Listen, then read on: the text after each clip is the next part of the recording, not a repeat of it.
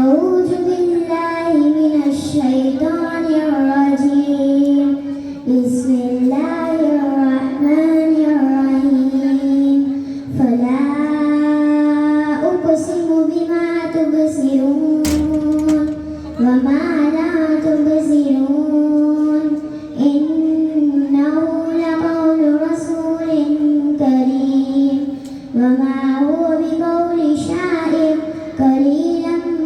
ما تؤمنون ولا بقول كاهن قليلا ما تذكرون تنزيل من رب العالمين ولو تقول علينا بعض الأقاويل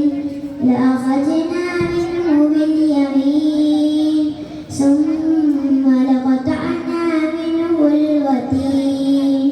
فما منكم من أحد عنه عاجزين وإنه لتذكرة للمتقين وإنا لنعلم أن منكم مكذبين وإنه لحسرة على الكافرين وإنه لحق اليقين فسبح باسم ربك العظيم.